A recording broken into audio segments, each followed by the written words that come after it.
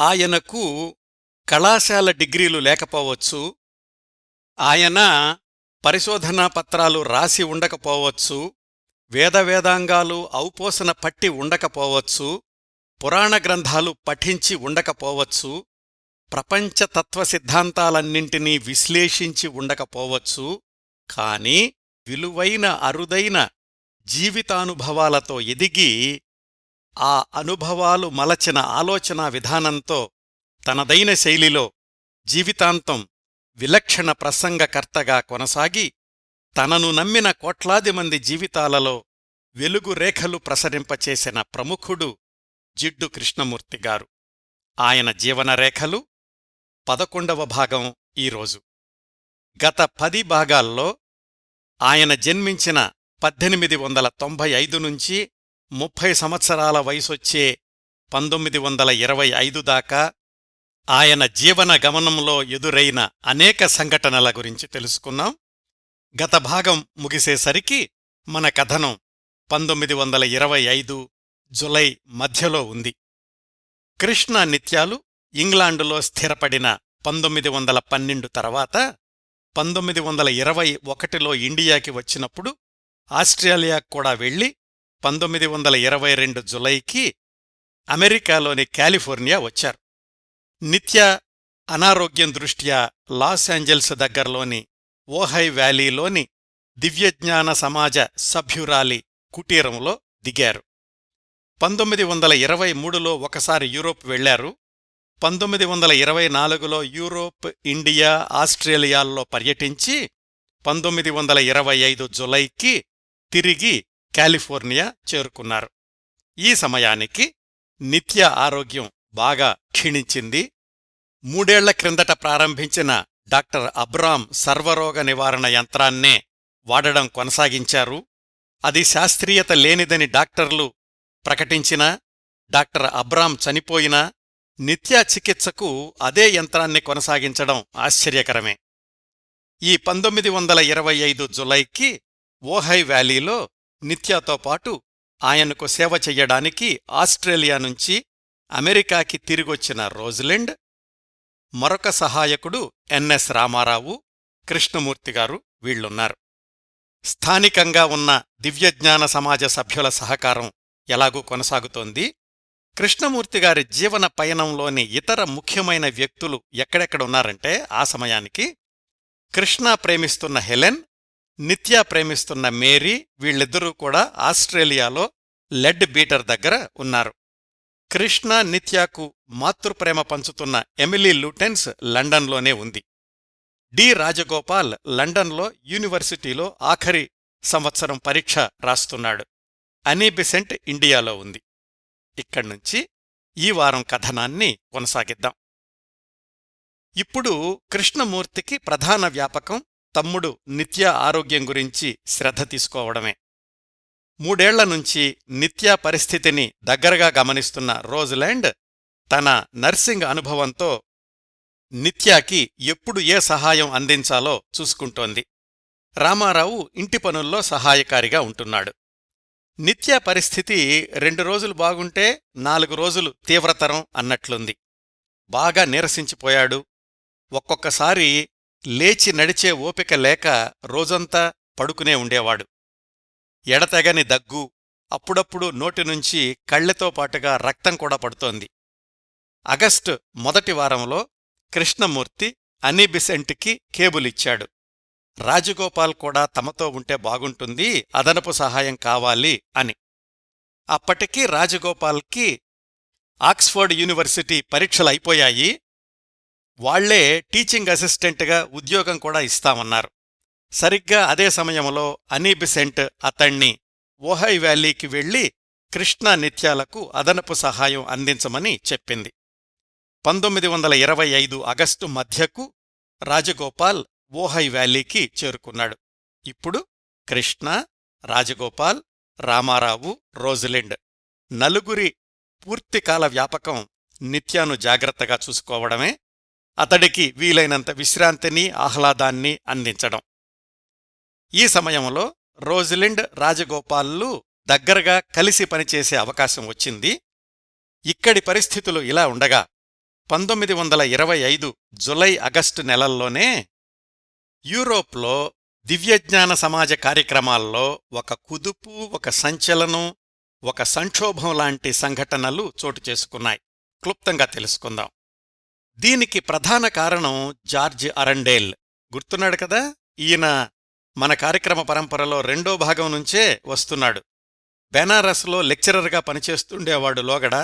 తర్వాత రాజీనామా చేసి 1914-15 ప్రాంతాల్లో కృష్ణ నిత్యాలకు హోమ్ ట్యూటరింగ్ కోసమని లండన్లో ఉన్నాడు. తర్వాత అడయార్ తిరిగొచ్చి తన 42 సంవత్సరాల వయసులో తనకంటే 26 సంవత్సరాలు చిన్నదైన 16 సంవత్సరాల రుక్మిణిని పెళ్లి చేసుకున్నాడు. ఆవిడే రుక్మిణి అరండేల్. 1925లో జార్జ్ అరండేల్, రుక్మిణీలు వీళ్ళిద్దరూ ప్రపంచవ్యాప్తంగా ఉన్న దివ్యజ్ఞాన సమాజ శాఖల్ని సందర్శిస్తూ ఉపన్యాసాలిస్తున్నారు. ఆ క్రమంలో 1925 జులై మధ్యకి వాళ్ళిద్దరూ హాలెండులోని హ్యూజెన్ అనే నగరం చేరుకున్నారు. అక్కడున్న క్యాథలిక్ చర్చి బిషప్ వెడ్జివుడ్ వాళ్లకు ఆతిథ్యమిచ్చాడు. 1 నెల రోజుల పాటు వాళ్ళిద్దరూ హ్యూజన్లో ఉన్న సమయంలో దివ్యజ్ఞాన సమాజంలో చిన్నపాటి సంక్షోభాన్ని సృష్టించారు. చిన్నపాటి అంటున్నానండి. ఏమైందంటే జార్జ్ అరండేల్ ఆ హ్యూజన్ నగరం చుట్టుపక్కలున్న దివ్యజ్ఞాన సమాజ సభ్యుల్ని సమావేశపరచి వాళ్లకు దీక్షలు ఇవ్వడం మొదలుపెట్టాడు. ఇనిషియేషన్. సాధారణంగా దివ్యజ్ఞాన సమాజ సభ్యులకు దీక్షలివ్వడం గాని, ఉపదేశాలు కాని లెడ్ బీటర్ ద్వారానే జరుగుతూ ఉండేవి. మిగతా వాళ్లు అతీంద్రియ అనుభవాలకు లోనవ్వడమే కాని వేరే వాళ్లకి దీక్షలు ఇచ్చే స్థాయి ఉండేది కాదు. ఇప్పుడేమవుతోంది? జార్జ్ అరండేల్ తాను దీక్షలు ఇచ్చే సాహసం చేశాడు. పైగా తనకి అతీంద్రియలోకంలోని అగ్రనేత మహాచౌహాన్తో సూటి పరిచయం ఏర్పడిందని, ఆయన చెప్పినట్లు అందరికీ దీక్షలిస్తున్నానని అన్నాడు. తన భార్య రుక్మిణికి 3వ దీక్ష కూడా అయిపోయిందని, తను 4 దీక్షలు పూర్తి చేశానని, త్వరగా దీక్షలు పొందాలనుకునేవాళ్లు హ్యూజన్లో తన శిబిరానికి రమ్మని పిలుపునిచ్చాడు. ఈ వేగవంతమైన దీక్షల గురించి అనీ బెసెంట్కి ఉత్తరం రాసినప్పుడు ఆమె లెడ్ బీటర్ దగ్గర అనుమతి తీసుకోండి అని చెప్పింది. జార్జ్ అరండేల్ లెడ్ బీటర్కి ఉత్తరం రాస్తే వెంటనే సమాధానం రాకపోయేసరికి ఆయన అంగీకరించినట్లేనని ఊహించుకుని తన దీక్షా ప్రదాన కార్యక్రమంతో ముందుకెళ్లాడు జార్జ్ అరండేల్. ఇంకా ఆశ్చర్యమేమిటంటే కొద్ది రోజుల తర్వాత అనీ బెసెంట్ కూడా ఆ శిబిరానికి హాజరై 3వ దీక్ష తీసుకున్నాను అని ప్రకటించడం. అనీ బెసెంటే ఆ శిబిరానికి హాజరయింది అనేసరికి ఇంకా చాలామంది దివ్యజ్ఞాన సభ్యులు అక్కడికొచ్చారు. ఆ తర్వాత ఎవరో వ్యాఖ్యానించారు అనీ బెసెంట్ని వాళ్లు హిప్నటైజ్ చేశారు అని. ఆ దీక్షలు ఆ శిబిరానికే పరిమితం కాకుండా ప్రపంచంలో వివిధ ప్రదేశాల్లో ఉన్నవాళ్లక్కూడా కాలిఫోర్నియాలో ఉన్న కృష్ణమూర్తితో సహా వివిధ దశల దీక్షలు పూర్తయ్యాయని మహాచౌహాన్ తనతో చెప్పాడని జార్జ్ అరండేల్ ప్రకటించాడు. మహాచౌహాన్ అంటే గుర్తున్నాడు కదా? వాళ్లు నమ్మే అతీంద్రియలోకంలో అగ్రస్థాయి గురువు. ఆయన కింద మైత్రేయ కింద మాస్టర్ కుతుమి మొదలైన వాళ్లుంటారు.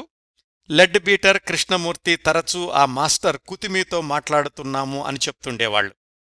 ఇప్పుడు జార్జి ఏమంటున్నాడు? వీళ్లందర్నీ అధిగమించి తాను సరాసరి మహాచౌహాన్తోనే తరచూ మాట్లాడుతున్నాను అని.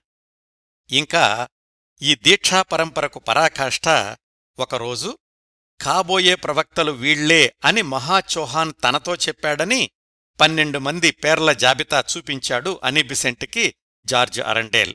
దాంట్లో కృష్ణమూర్తిగారి పేరు లేదు. అయితే ఆ జాబితా బయటకు ప్రకటించినప్పుడు అనీ బెసెంట్ కృష్ణమూర్తి పేరు కూడా చేర్పించింది. ఈ విషయాలన్నీ తెలుసుకున్న లెడ్ బీటర్ జార్జ్ అరండేల్ చేస్తున్న పనులు సమర్థనీయం కాదు, అలాంటి వాటిని ఆపేయమని కబురు పంపించాడు. కృష్ణమూర్తికి హాలెండులో జరుగుతున్న ఈ హడావిడి గురించి తెలుస్తోంది కాని అప్పటికీ తాను ఉన్న పరిస్థితుల్లో అలాంటి వాటి గురించి ఆలోచించడం కాని స్పందించే స్థితిలో కాని లేడు. అయితే వ్యక్తిగతంగా ఒక గదిలో జరగాల్సిన దీక్షా కార్యక్రమాన్ని బహిరంగ కార్యక్రమాలుగా చెయ్యడం మంచిది కాదు అని ఎమిలీ లూటెన్కి రాసిన ఉత్తరంలో చెప్పాడు కృష్ణమూర్తి. జార్జ్ అరండేల్ చేసిన ఆ హడావిడి ఒక నెల రోజులకు 1925 సెప్టెంబర్కి కాస్త సద్దుమణిగింది. ఇక్కడ కాలిఫోర్నియాలో నిత్య పరిస్థితి రోజురోజుకీ దిగజారుతోంది. 24 గంటలు ఎవరో ఒకళ్ళు పక్కన ఉండాల్సిందే. సెప్టెంబర్ మధ్యలో కృష్ణమూర్తి అనీ బిసెంట్కి రాసిన ఉత్తరంలో చెప్పాడు, నిత్యా గురించిన ఆందోళన మా అందరికీ రోజురోజుకీ ఎక్కువవుతోంది. పాపం నిత్యాన్ని చూస్తుంటే జాలేస్తోంది. చాలా ఘోరమైన పరిస్థితిని ఎదుర్కొంటున్నాడు. కొన్నిసార్లు నొప్పితో విలవిల్లాడుతూ అమ్మ కావాలి అని ఏడుస్తుంటే నిస్సహాయంగా చూడాల్సొస్తోంది. ఏడ్చి ఏడ్చి స్పృహ కోల్పోయినప్పుడు ఎప్పటికీ నిత్యాకి ఈ బాధనుంచి విముక్తి దొరుకుతుంది అనిపిస్తోంది. కొన్ని రోజులైతే ఒక్క ముక్క మాట్లాడ్డానికి కాని కదలడానికి కాని శక్తి లేక మగతగా పడుకుంటున్నాడు. అస్సలు మంచం దిగడం లేదు. అతడి శారీరక అవసరాలన్నీ నేనే చూసుకుంటున్నాను. ఇది నాకు కావాల్సిన అనుభవమే కాని ఇతరులు అలా బాధపడుతుంటే చూడడం నాకు అస్సలు ఇష్టం ఉండదు అని. మరొక 2 వారాలు గడిచాయి. 1925 అక్టోబర్ వచ్చింది. ఆ సంవత్సరం డిసెంబర్కి థియోసాఫికల్ సొసైటీ ప్రారంభించి 50 సంవత్సరాలు పూర్తవుతాయి. ఆ సందర్భంలో మద్రాసులోని అడయార్ ప్రధాన కేంద్రంలో ఒక ప్రత్యేకమైన బహిరంగ సభ కోసం ఏర్పాట్లు చేస్తోంది అని బిసెంట్. దానికోసం కృష్ణమూర్తి తప్పనిసరిగా ఉండాలి, రమ్మని కబురుచేసింది. కాని ప్రస్తుతం నిత్యా పరిస్థితి చూస్తుంటే తనకు కదలాలని లేదు అని చెప్పాడు కృష్ణమూర్తి. ఏం పర్వాలేదు, నిత్యాకు ఏమీ కాదు, తను నీకోసమైనా సజీవంగా ఉంటాడు. కాబోయే విశ్వగురువువైన నిన్ను చూసుకోవాల్సిన బాధ్యత అతడిదే కాబట్టి అతీంద్రియ గురువులు అతణ్ణి కాపాడతారు. గురువుల మీద విశ్వాసం ఉంచి నువ్వు రావచ్చు అని సమాధానమిచ్చింది అనీ బిసెంట్. అప్పటికీ కృష్ణమూర్తి ఊగిసలాడుతూనే ఉన్నాడు. అయితే తను అదే సంవత్సరం మొదట్లో అతీంద్రియ గురువులతో మాట్లాడిన సంగతి, మహాచౌహాన్ భరోసా ఇచ్చిన విషయం గుర్తొచ్చాయి. ఈలోగా లెడ్ బీటర్ కూడా అదే హామీ ఇస్తూ ఉత్తరం రాశాడు కృష్ణాకి. ఇంతమంది ఇస్తున్న హామీలు, తనకి కూడా అతీంద్రియ గురువు మీద విశ్వాసము కలిసి కృష్ణమూర్తిని అడయార్ కార్యక్రమానికి బయల్దేరదీశాయి. ముందుగా లండన్ వెళ్లి అనీ బిసెంట్ని కలుసుకుని అక్కడ్నుంచి అందరూ కలిసి అడయార్ వెళ్లాలి. అది ప్రణాళిక. తనతో పాటు రాజగోపాల్ని, రోజులిండ్ని కూడా తీసుకురమ్మని అక్కడున్న రామారావుకి తోడుగా మేడం మాంజియార్లేని పంపిస్తానని చెప్పింది అనీ బిసెంట్. అక్టోబర్ మొదటి వారానికి మేడం మాంజియార్లీ ఓహై వ్యాలీకి చేరుకుంది. మేడం మాంజియార్లీ అంటే గుర్తుంది కదా, 4 ఏళ్ల క్రిందట కృష్ణ నిత్యాలు ప్యారిస్లో ఉన్నప్పుడు వాళ్లకు ఆతిథ్యమిచ్చిన ఆవిడ. నిత్య అంటే ప్రత్యేకమైన అభిమానం కూడా ఆమెకు. అందుకని ఆమెను ఎంపిక చేసి మరీ పంపించింది అనీ బిసెంట్. అయితే ఈ ప్రయాణానికి ఏమాత్రం ఇష్టం లేని మరొక వ్యక్తి రోజలిండ్. రోజలిండ్ ట్రైన్డ్ నర్సు కాబట్టి నిత్య అనారోగ్యం గురించి మిగతా వాళ్లకంటే ఆమెకు అవగాహన ఎక్కువగా ఉంది. వెళితే మీరు వెళ్ళండి, నేను రాను అని మొండికేసింది రోజలిండ్. నెలల తరబడి వేళకి తిండి నిద్ర లేకుండా నిత్యకు సేవలు చేస్తూ ఉండడంతో రోజలిండ్ ఆరోగ్యం కూడా సరిగ్గా లేదు. కాని కృష్ణ బలవంతం చెయ్యడంతో ఆమె కూడా బయల్దేరక తప్పలేదు. వీళ్ల ప్రయాణం గురించి తెలుసుకున్న నిత్య రోజలిండ్ని, రాజగోపాల్ని పిలిచి చెప్పాడు, నేను ఎంతకాలం బతుకుతానో తెలియడం లేదు. అన్నయ్య కోసం అతీంద్రియ గురువులు నన్ను కూడా కాపాడుతారంటున్నారు. కాని ఎప్పుడేమవుతుందో మీరు నాకు ఒక మాట ఇవ్వండి. భవిష్యత్తులో ఎన్ని కష్టాలు, ఎన్ని సమస్యలు, ఎన్ని సంక్షోభాలు ఎదురైనా మీరిద్దరూ అన్నయ్యను వదిలిపెట్టొద్దు అని. అప్పటికీ రోజలిండ్, రాజగోపాల్లు ఒకరికొకరు ఏమీ కారు, కేవలం కృష్ణ బృందంలోని సభ్యులు అంతే. ఇద్దరూ నిత్యాకు మాట ఇచ్చారు. బయల్దేరే రోజు కూడా రోజలిండ్ హడావిడిగా సూట్కేసులో బట్టలు కుక్కేసుకుని నిత్యా మొహంలోకి చూడలేక కాళ్లకే షూస్ కూడా వేసుకోకుండా రైల్వే స్టేషన్కి పరుగు తీసిందట. వెనకాల వెళ్లేవాళ్లు ఆమె షూస్ తీసుకెళ్లిచ్చారు. స్టేషన్కి వెళ్లి వీడ్కోలు చెప్పే స్థితిలో కూడా లేడు నిత్య. కృష్ణనే వెళ్ళి మంచానికి అతుక్కుని ఉన్న నిత్య చేతిని తన చేతిలోకి తీసుకుని, నీకేం కాదు నిత్యా, నేను ఉన్నంతకాలం నువ్వు ఉంటావు, నేను తొందరగానే వచ్చేస్తాను, మధ్య మధ్యలో క్రమం తప్పకుండా ఉత్తరాలు రాస్తుంటాను అన్నాడు. 1925 అక్టోబర్ 13 కృష్ణ, రాజగోపాల్, రోజిలిండ్లు రైల్లో న్యూయార్క్కి వెళ్లి అక్కడ్నుంచి షిప్ ఎక్కాలి. రామారావు, మేడం మ్యాంజియార్లీ నిత్యాకి సంరక్షకులుగా ఓహాయిలో ఉండిపోయారు. అక్టోబర్ 16న న్యూయార్కులోని గోథమ్ హోటల్ నుంచి కృష్ణమూర్తి తమ్ముడికి ఉత్తరం రాశాడు. ఎప్పుడూ నీ గురించే ఆలోచిస్తున్నాను, నా శరీరం మాత్రమే ప్రయాణిస్తోంది, నా మనసంతా నీ దగ్గరే ఉంది, ధైర్యంగా ఉండు నిత్యా, నీకేం కాదు, మనల్నిద్దర్నీ ఎవరూ వేరు చెయ్యలేరు, మళ్ళీ లండన్ చేరుకున్నాక ఉత్తరం రాస్తాను అని. తమ్ముడు లేకుండా కృష్ణ ప్రయాణం చెయ్యడం ఇదే మొట్టమొదటిసారి. ఇప్పుడే కాదు, ఇంకెప్పుడూ తమ్ముడితో ప్రయాణం చేసే అవకాశం రాదని, అసలు తమ్ముడే తనకి శాశ్వతంగా దూరమవుతాడని కృష్ణమూర్తి అప్పుడు అస్సలు ఊహించలేదు. కృష్ణ, రాజగోపాల్, రోజిలిండ్ ముగ్గురూ 1925 అక్టోబర్ 23న ఇంగ్లాండులోని ప్లిమత్ రేవు పట్టణం చేరుకున్నారు. అక్కడ్నుంచి లండన్లోని మిస్ డాడ్జ్ ఇంటికి వెళ్లారు. ఆమె కదా అన్నదమ్ములిద్దరికీ చదువుకోవడానికి ధన సహాయం చేసింది. ఓహై వ్యాలీలో ఇల్లు కొనుక్కుంటున్నప్పుడు కూడా ముందుకొచ్చింది ఈ మిస్ డాడ్జే. ఆమె ఇంట్లోనే అన్నదమ్ములిద్దరూ చాలా నెలలపాటు నివసించారు. ఆ ఇంట్లోని ఏ గదికి వెళ్లినా నిత్యానే గుర్తొచ్చాడు కృష్ణాకి. ఇంట్లోనే కాదు, లండన్లో ఎక్కడికెళ్లినా నిత్య తాను కలిసి తిరిగిన క్షణాలన్నీ కళ్లముందు కదులుతున్నాయి. పాపం నిత్య తొందరగా కోలుకుంటే బాగుణ్ణు, నేనిలా బయల్దేరి రావడానికి అతీంద్రియ గురువులే కారణం కాబట్టి తమ్ముడి బాధ్యత తప్పక తీసుకుంటారు అనుకున్నాడు కృష్ణ. లండన్లో 2 వారాలున్నారు. ప్రతిక్షణం అన్యమనస్కంగానే ఉంటున్నప్పటికీ స్థానిక స్టార్ సంస్థల సభ్యుల సమావేశంలో ప్రసంగించక తప్పలేదు కృష్ణమూర్తిగారు. 1925 నవంబర్ 3న అందరూ ఇండియాకి బయల్దేరారు. అనెబిసెంటు, కృష్ణ, రాజగోపాల్, రోజిలిండ్ వీళ్లతో పాటుగా ఎమిలీ లూటెన్స్ మరికొంతమంది ఉన్నారు. వాళ్లు ఎక్కే ఓడ ఇటలీలోని నేపుల్స్ నుంచి బయల్దేరుతుంది. అందుకని లండన్ నుంచి ప్యారిస్ మీదుగా రోమ్కి వెళ్లారు. అక్కడ 3 రోజులు వేచి చూడాల్సొచ్చింది ఓడ బయల్దేరడానికి.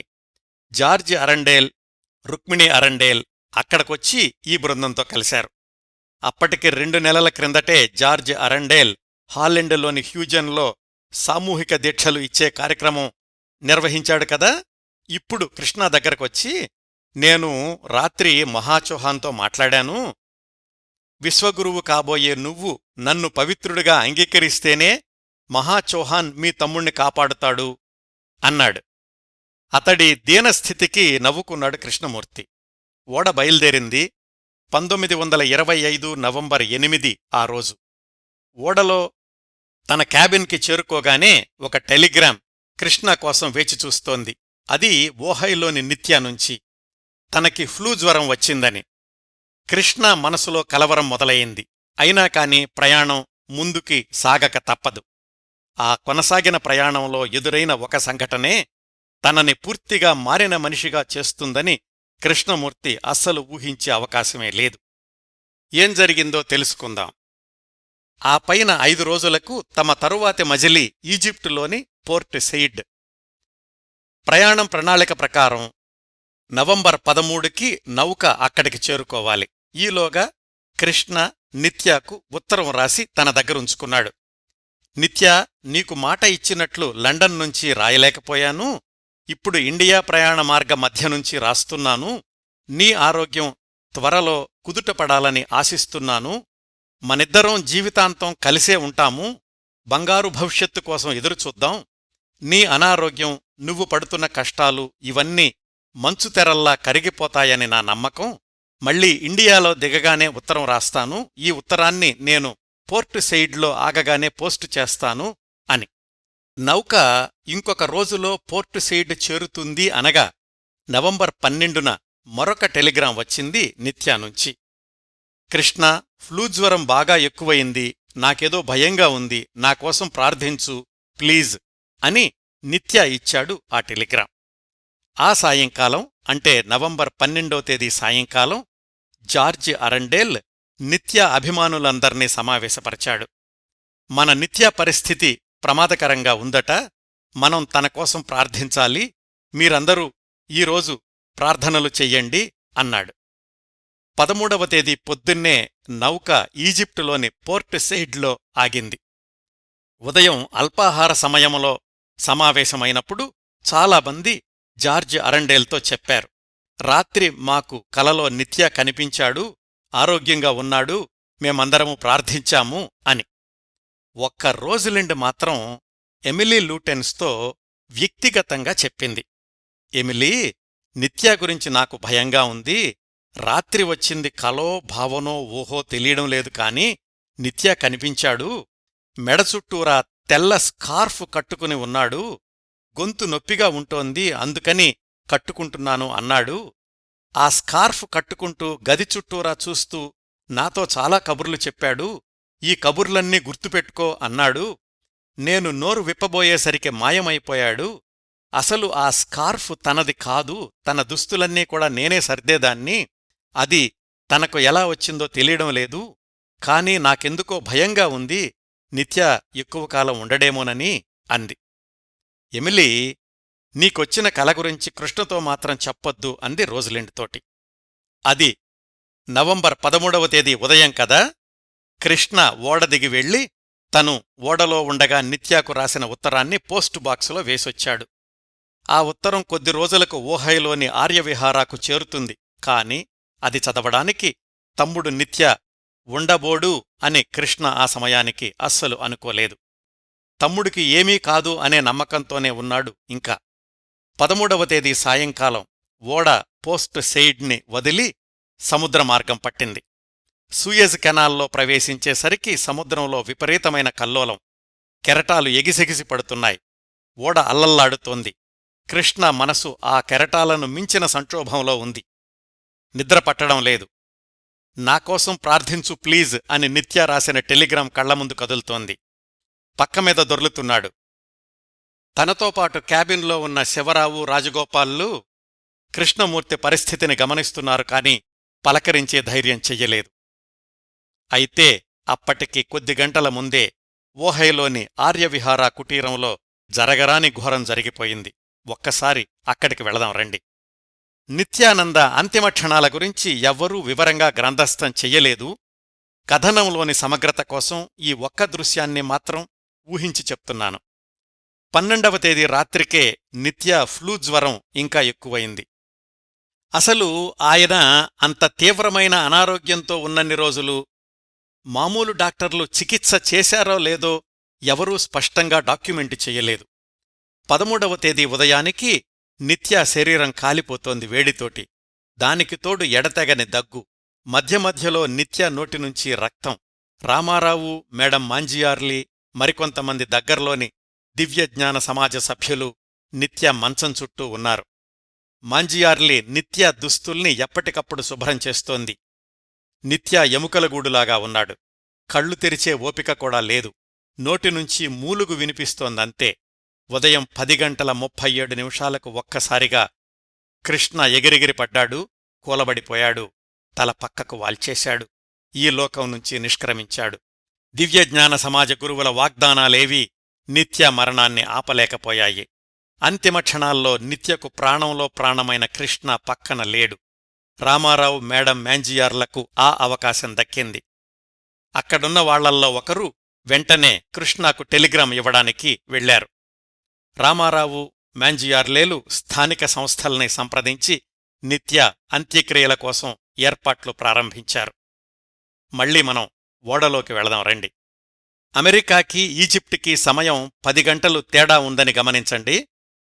అంటే ఈజిప్టు సమయం అమెరికా కంటే 10 గంటలు ముందు ఉంటుంది. 13వ తేదీ రాత్రికే, అంటే అమెరికాలో 13వ తేదీ మధ్యాహ్నం అనుకోవచ్చు.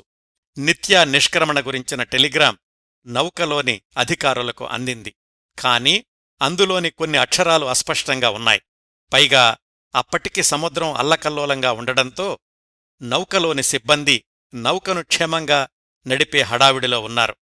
14వ తేదీ పొద్దున్నే ఆ టెలిగ్రాంలోని మిగతా అక్షరాల్ని కూడా నిర్ధారించుకున్నాక అన్నీ బిసెంట్కి ఇచ్చారు. నిత్య ఈజ్ నో మోర్. మరి అనీబిసెంట్ భావాలు ఆ క్షణంలో ఎలా ఉన్నాయో కాని వెంటనే ఆ టెలిగ్రాం ఇవ్వడానికి కృష్ణ క్యాబిన్ వైపు నడిచింది. సాధారణంగా పొద్దున్నే అందరూ డైనింగ్ హాలుకి వెళ్లి బ్రేక్ఫాస్ట్ చేస్తారు కాని కృష్ణ క్యాబిన్లోకే తెప్పించుకుంటున్నాడు. కృష్ణతో పాటు క్యాబిన్లో ఉన్న శివరావు ఎదురొచ్చి అనీబిసెంట్ని క్యాబిన్లోకి తీసుకెళ్లాడు. అనీబిసెంట్ నిశ్శబ్దంగా ఆ టెలిగ్రాం కృష్ణ చేతిలో పెట్టి ఓదార్పుగా వీపు నిమిరింది.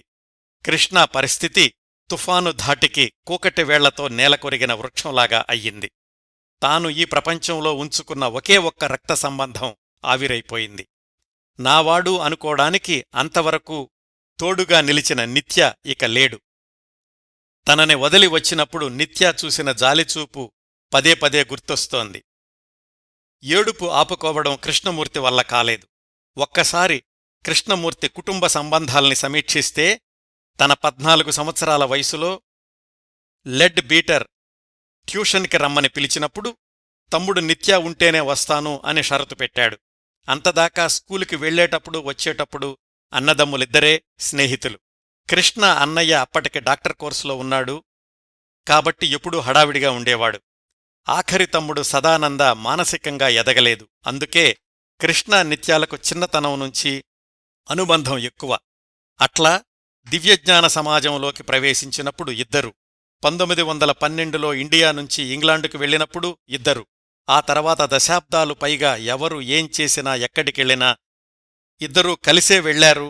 కృష్ణ నిత్య ఒక్కరే అన్నట్లుగా జీవించారు, సంచరించారు. 1922లో ఒక్కసారి కుటుంబ సభ్యుల్ని చూడ్డానికి కూడా ఇద్దరూ కలిసే వెళ్లారు. ఆ ఒక్క సందర్భం మినహాయించి ఇద్దరూ చిన్నతనంలోనే కుటుంబ సభ్యులందరికీ దూరమయ్యారు. దూరమయ్యారు లేదా అనీబిసెంట్ బృందం దూరం చేసింది ఏదైనా అనుకోవచ్చు. 1924లో తండ్రి చనిపోయినప్పుడు తామిద్దరూ అమెరికాలో ఉన్నారు. 1924 డిసెంబర్లో ఇండియాకి వచ్చారు. కానీ అప్పుడు ఇతర కుటుంబ సభ్యుల్ని కలుసుకున్న దాఖలాలు లేవు. ఆ విధంగా అందరూ రక్త సంబంధీకులకు దూరంగా తనూ నిత్య ప్రాణంలో ప్రాణంగా జీవించారు. ఇప్పుడు అందులో ఒక ప్రాణం గాలిలో కలిసిపోయింది. అతీంద్రియ గురువుల హామీలేమయ్యాయి? మహాచౌహాన్, లార్డ్ మైత్రేయ, మాస్టర్ కుతుమి ఏం చెప్పారు మీరంతా? నేను కాబోయే విశ్వగురువునా? నా తమ్ముడు నాకోసం తప్పక జీవిస్తాడా? ఏడి మరి నిత్య ఇప్పుడెక్కడా? ఎవరు సమాధానం చెప్తారు? కృష్ణమూర్తి మనసు ఘోషిస్తోంది. ఆ తర్వాత 10 రోజుల నౌకా ప్రయాణంలో కృష్ణమూర్తి నిన్నటి కృష్ణమూర్తి కాదు, ప్రశాంతమూర్తి కాదు. ఒక్కొక్కసారి గుక్కపట్టి ఏడ్చేవాడు. ఎప్పుడో మాట్లాడ్డం మానేసిన తన మాతృభాష తెలుగులో నిత్య కోసం కలవరించేవాడు. చూసేవాళ్లకు ఎలా ఓదార్చాలో కూడా తెలియలేదు. 10 రోజుల తర్వాత నెమ్మదిగా తేరుకున్నాడు. వాస్తవంతో రాజీపడ్డాడు. నిత్య లేడు, ఇక రాడు. కాని నిత్య తనలో నింపిన స్ఫూర్తి అలాగే ఉంది. అసలు నిత్యాని తన నుంచి ఎవరూ దూరం చెయ్యలేరు కదా. మరి నిత్య లేడు అనుకోవడమేమిటి? ఉన్నాడు. నా ఆత్మలో భాగమై నాతోనే ఉన్నాడు. నౌక సిలోన్ చేరుకునేసరికి తను కొత్త కృష్ణమూర్తి అయ్యాడు. బాధపడుతుండడం, దుఃఖంలో మునిగిపోవడం జరిగిన నష్టానికి సమాధానం కాదు. కృష్ణలో మానసిక దృఢత్వం రెట్టింపయ్యింది. తమ్ముడి నిష్క్రమణ గురించి ఇలా రాసుకున్నాడు. మా తమ్ముడు నేను భౌతిక ప్రపంచం గురించి కన్న మధుర స్వప్నాలు ముగిసిపోయాయి. మా ఇద్దరి మధ్య కొన్నిసార్లు ఆవరించుకున్న నిశ్శబ్దం మాకు ఒక ప్రత్యేకమైన అవకాశాన్నిచ్చేది. ఎందుకంటే ఆ సమయంలోనే ఒకరి భావాలను ఒకరం సులభంగా అర్థం చేసుకునేవాళ్లం. మా మధ్య వచ్చిన కోపతాపాలు కూడా క్షణికాలే. ఇద్దరం కలిసి హాస్యగీతాలు పాడుకున్నాం, శ్లోకాలు పఠించాం. మా ఇద్దరికీ ఒకే చెట్టు, ఒకే మేఘం, ఒకే సంగీతం నచ్చేవి. నిత్య లేని లోటు జీవితాంతం నన్ను వెంటాడుతూనే ఉంటుంది. నిత్య లేకపోవడాన్ని ఇంకో కోణంలో చూస్తున్నానిప్పుడు. ఒక కల కరిగిపోయింది. భూగర్భాన్ని చీల్చుకుని పైకొచ్చిన మొలకలాగా కొత్త కల పుష్పిస్తోంది. కొత్త దర్శనం రూపుదిద్దుకుంటోంది. కొత్త చైతన్యం ఆవిష్కృతమవుతోంది. వేదన నుంచి పుట్టిన ఒక కొత్త శక్తి నా నరనరాల్లో ప్రవహిస్తోంది. నేను ఏడ్చాను, కాని ఇతరులు ఏడవడం నేను చూడలేను. ఒకవేళ ఏడిస్తే ఆ ఏడుపు వెనక ఉన్న బాధేమిటో ఇప్పుడు నాకు తెలుసు. కృష్ణమూర్తిగా ఇప్పుడు నాలో మరింత పట్టుదల, మరింత నమ్మకం, మరింత సానుభూతి, మరింత ప్రేమ ఉన్నాయి అని. నిజంగానే నిత్య లేని లోటుని ఆయన చిరకాలం భరించారు అనడానికి చిన్న ఉదాహరణ 6 ఏళ్ల తర్వాత 1931లో జీవనగీతం ద సాంగ్ ఆఫ్ లైఫ్ అనే కవితలో పూర్తిగా తమ్ముడు గురించే రాసుకున్నారు. ఆ కవిత నుంచి కొద్ది వాక్యాలు. అతడు మరణించాడు, నేను ఒంటరితనంతో కన్నీరు కార్చాను. నేనెక్కడికి వెళ్ళినా అతడి స్వరం, అతడి నిష్కల్మష దరహాసం నాకు వినిపించేవి. వెళ్లే ప్రతి బాటసారిలోనూ నేను అతడి ముఖం కోసం వెతికాను. మీరెప్పుడైనా నా తమ్ముణ్ణి చూశారా అని ప్రతి ఒక్కర్నీ అడిగాను. కాని ఎవరూ నన్ను ఓదార్చలేకపోయారు. నేను పూజించాను, నేను ప్రార్థించాను, కానీ దేవుళ్ళు నిశ్శబ్దంగా ఉండిపోయారు. ఇంక నాకు ఏడ్చే ఓపిక లేదు. కలలు కనే సావకాశం లేదు. ప్రతి వస్తువులో, ప్రతి ప్రాంతంలో అతడి కోసం వెతుకుతూనే ఉంటాను. నా అన్వేషణలో మనోమూర్తి నిన్ను దర్శించుకున్నాను. నీలోనే, కేవలం నీలోనే నేను నా సోదరుడి ముఖాన్ని చూశాను. ఇట్లా రాసుకున్నారండి. నౌక సిలోన్లో ఆగేసరికి కృష్ణమూర్తి ముఖంలో దీనత్వం, విషాదం లేవు. ఒక స్థిరమైన భావం, పట్టుదల నిండిన చూపులు. అందరితో మామూలుగానే మాట్లాడాడు. నవంబర్ 25కి అడయారుకి చేరుకున్నారు. తమ్ముడి కోసం, తన కోసం అనీ బిసెంట్ ప్రత్యేకంగా కట్టించిన అతిథి గృహంలోనే బస చేశాడు. కాకపోతే ఈసారి ఒంటరిగా. లోపల్లోపల తమ్ముడి జ్ఞాపకాలు ఎంతగా వెంటాడుతున్నా పైకి మాత్రం గంభీరంగానే ఉన్నాడు. అదే అడయార్, అదే నదీతీరం, అదే సముద్రతీరం, తన గదిలో నుంచి దూరంగా కనిపించే బీచ్. ఆ సముద్రపు ఒడ్డున ఆడుకుంటున్నప్పుడే నిత్యాని తనని లెడ్ బీటర్ పలకరించింది. ఇలా ఉండి ఉండొచ్చు కృష్ణమూర్తి అంతరంగ తరంగాలు. ఆ అడయార్ కేంద్రానికి కూతవేటు దూరంలోనే అన్నయ్య శివరాం, తమ్ముడు సదానంద ఉంటున్నారు. వాళ్లకి నిత్య మరణించిన సమాచారం అందిందా? ఆ అన్నదమ్ముల్ని కృష్ణమూర్తి కలుసుకున్నాడా? తెలీదు. ఈ విషయాలు ఎవరూ గ్రంథస్థం చెయ్యలేదు. ఇంకా నిత్య మరణ వార్త విని కృష్ణమూర్తితో పాటుగా అంత తీవ్రంగా దుఃఖించిన ఇంకొక వ్యక్తి రోజిలిండ్.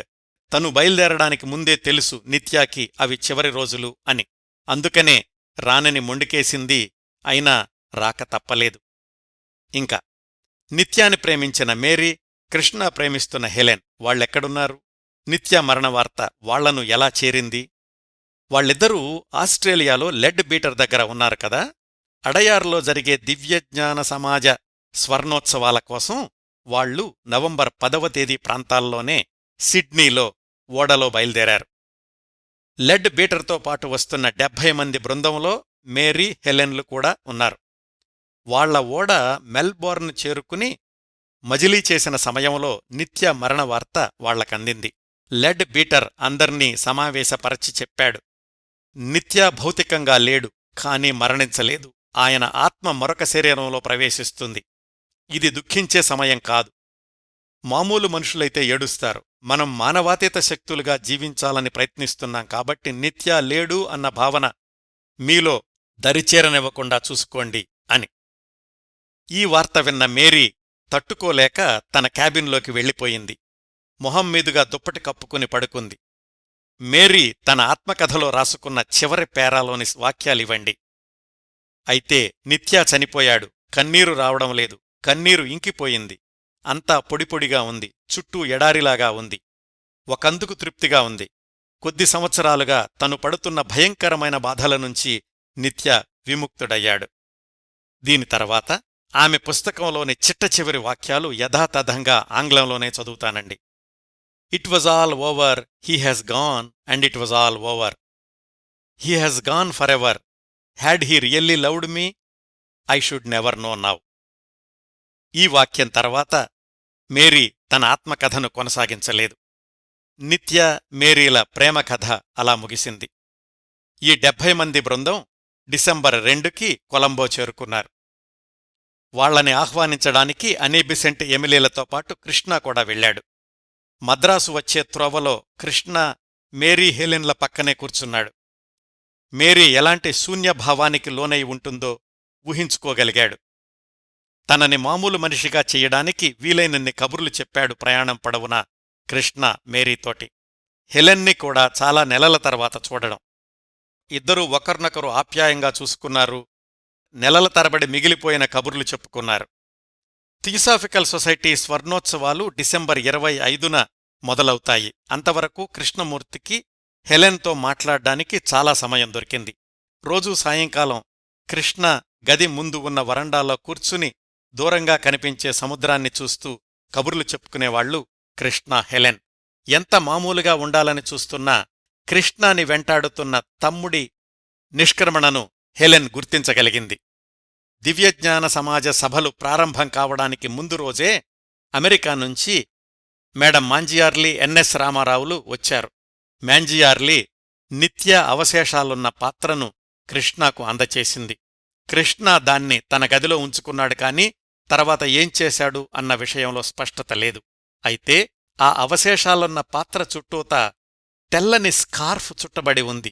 అది చూసిన రోజులెండ్కి తను షిప్లో ఉండగా కలలో నిత్యా కనిపించిన దృశ్యం గుర్తొచ్చింది. అవును, సరిగ్గా ఆ కలలో అతడి మెడలో ఉన్న స్కార్ఫ్ ఇదే. ఇక్కడికెలా వచ్చింది? మాంజియార్లీ చెప్పింది, ఆ స్కార్ఫ్ తనదే. కృష్ణ విపరీతంగా దగ్గుతున్నప్పుడు రక్తం అతడి దుస్తుల మీద పడకుండా ఉండడానికి తానే కృష్ణ మెడ చుట్టూతా కప్పి ఉంచాను అని. ఈ సందర్భాన్ని కూడా రోజులెండ్ కుమార్తె తన పుస్తకంలో రాసింది. ఇంకా దివ్యజ్ఞాన సమాజ సభ్యులు, స్టార్ ఆఫ్ ది ఈస్ట్ సమాజ సభ్యులు ఈ సమావేశాల్లో విశ్వగురువు గురించి ప్రకటిస్తారు అని ఎదురుచూశారు. కాని అలాంటిదేమీ జరగలేదు. అయితే అడయార్ మర్రి చెట్టు కింద డిసెంబర్ 29న జరిగిన స్టార్ ఆఫ్ ది ఈస్ట్ సభ్యుల సమావేశంలో కృష్ణమూర్తి ప్రసంగించినప్పుడు ఒక వింత జరిగింది. ప్రసంగంలో సగం వరకు అతడు చెప్పాడు, అతడు వస్తాడు అంటూ మాట్లాడిన కృష్ణమూర్తి హఠాత్తుగా ఉన్నట్లుండి నేను చెప్తున్నాను, నేను వస్తున్నాను, నా సందేశం ఇది అంటూ గంభీరంగా ప్రసంగించడం సభ్యులందరికీ ఆశ్చర్యం కలిగించింది. ఆ సమయంలో కృష్ణమూర్తి ముఖంలో కూడా మార్పు వచ్చింది అని వాళ్లు గమనించారట. ఈ మార్పుకి కారణం ఆ సమయంలో లార్డ్ మైత్రేయ కృష్ణమూర్తిని ఆవహించాడని, అందుకే కొద్ది నిమిషాలు ఆయన మారిపోయాడని వాళ్లు విశ్వసించారు. మొత్తానికి అనిబిసెంట్ ఆశించినట్లుగా అడయార్లో దివ్యజ్ఞాన సమాజ స్వర్ణోత్సవాలు వైభవంగా జరిగాయి. కాబోయే విశ్వగురువు అని వాళ్లు ఇంకా విశ్వసిస్తున్న కృష్ణమూర్తి ప్రసంగించాడు. కాని ఈ ప్రయాణం కృష్ణమూర్తిని చివరి క్షణాల్లో తమ్ముడు నిత్యా చెంత ఉండకుండా చేసింది. ఇలా ముగిసింది 1925వ సంవత్సరం. ఈ సంవత్సరంలో నిత్య, మేరీల ప్రేమకథ ముగిసింది. కృష్ణ, హెలెన్ల ప్రేమకథ కొనసాగుతోంది. ఆ తరువాత మరొక ప్రేమకథ రాజగోపాల్, రోజలిండ్ల మధ్య మొదలవబోతోంది. ఇవేవీ చూడడానికి నిత్య మాత్రం లేడు. కృష్ణమూర్తిలో క్రమక్రమంగా కొత్త భావాలు పునాదులు వేసుకుంటున్నాయి. ఈ విశేషాలు తరువాతి సంవత్సరాల్లో కృష్ణమూర్తి జీవన గమనంలో చోటు చేసుకున్న సంఘటనలు, కృష్ణ, హెలెన్లు నెమ్మది నెమ్మదిగా ఒకరికొకరు దూరమైన పరిస్థితులు, కృష్ణమూర్తికి హాలీవుడ్ సినిమాలో నటించే అవకాశం రావడం, ఈ విశేషాలన్నీ వచ్చేవారం జిడ్డు కృష్ణమూర్తిగారి జీవనరేఖలు 12వ భాగంలో మాట్లాడుకుందాం. ఈ 11వ భాగాన్ని ఇంతటితో ముగిస్తానండి. ఈ కార్యక్రమాలను ఆదరించి అభిమానిస్తున్న శ్రోతలందరకు హృదయపూర్వకంగా ధన్యవాదాలు తెలియచేస్తున్నాను. మళ్లీ వారం ఇదే కార్యక్రమ పరంపర 12వ భాగంతో కలుసుకుందాం. అంతవరకు నవ్వుతూ ఉండండి. మీ నవ్వులు 10 మందికి పంచండి. ప్రస్తుతానికి మీ వద్ద సెలవు తీసుకుంటోంది సదా మీ ఆదరాభిమానాలను కోరుకునే మీ కిరణ్ ప్రభ.